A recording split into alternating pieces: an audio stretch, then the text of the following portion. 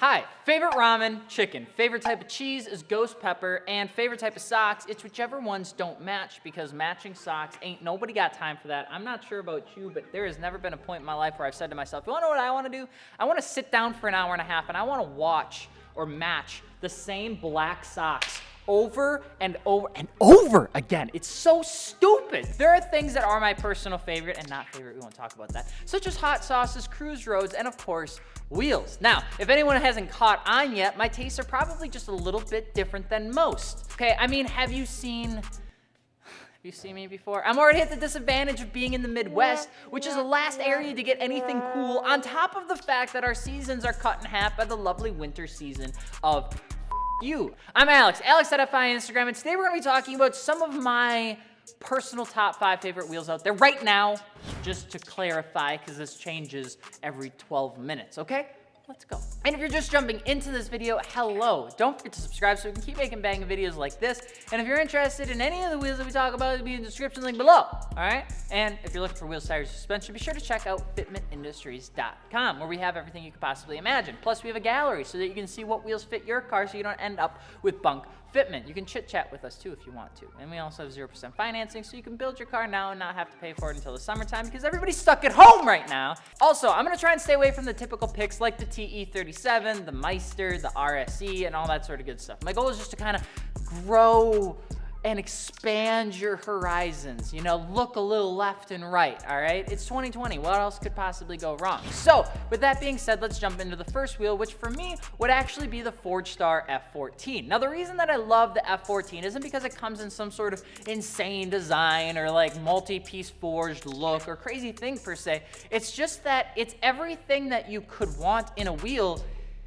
So Forgestar F14 is a rotary forged style wheel, but it's also built specifically around fitting anything you could possibly imagine. It's a monoblock rotary forge, so it can be built, and they build them to any specification that you pretty much want. I mean, really any offset and width. And on top of that, they have 3 different profiles for concavity, meaning that you can get a semi-face, you can get a semi-concave, and then you can get a fully concave if that's the thing that you're kind of going for. But they're known for their big brake clearance, they're known for being lightweight, and they're known for being able to come in a million different colors, because Forgestar offers that product. I mean, you can put them on a VW and they look good. You put them on a Lamborghini, they look good. You put them on a WRX, they look good. They look good because they're very simple design that was built primarily for function.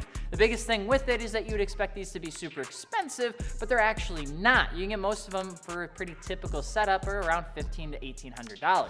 Next up would be the Enkei NT03RR. Now, Enkei and their naming has gotten very, very large recently, and it's kind of confusing to remember all of them. Okay, but anyway, NT03RR, especially in lower offset options. Okay, I'm a sucker for thin, multi-spoke style wheels with a deep mounting pad. It's just like my thing, okay? This gives most cars a super aggressive race-inspired look. When you look at it, the finishes on the new Enkei wheels are also pretty banging, and they're just a little bit different. But they are a little bit more expensive than most would like them to be, because they are, I think, right around $2,000. The ring that is on the outside near the lip of the wheel also kind of gives it some diversification from your typical thin spoke style wheel, because most end up looking like the TC105X from Weds or Wedsport, which is actually where you see a lot of different replica wheel companies get their designs for, which is actually from Wedsport. Fun fact for you. Now, jumping over to a new wheel would probably be the Rotiform ZMO-M.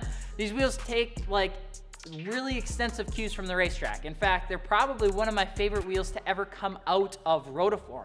They carry some extreme similarities to wheels that you'd see in the Grand Prix or Formula Racing, and there's a reason for that. The design is exceptionally good, and pressure is distributed throughout its design really well. In fact, if you go look at Rotiform's IG page, you'll see that they've posted about this wheel and other wheels like it very specifically, and they've gotten them on to Formula 1 or Grand Prix cars in the past, which is actually a really cool accomplishment. Because of its design, it's easy to carve out unnecessary metal to save weight. The lip is a bit more of an aesthetic thing that they sell out to the consumer rather than it is functional, but it is overall a very functional style wheel. Or maybe you just enjoy cracking your knuckles against metal when you're cleaning them, but the design is super slick. Rotiform has also been introducing more hex-inspired center caps for their wheels, which hides the lugs, which allows you to spend more time focusing on the design of the wheel versus ending up just staring at lugs. But you can actually get away with the size down in terms of a wheel diameter if if you're needing to run a smaller size setup with the hex cap and you'll still make it look like it's an 18 or a 19 or a 20 than your typical big ass wheel with the lugs in the middle. Because some people don't want to run 20s and 21s, they'd rather run 19s and 20s because of tire size. Now taking it back to good old Japanese wheels, I will forever have a soft spot for the work Emotion D9Rs.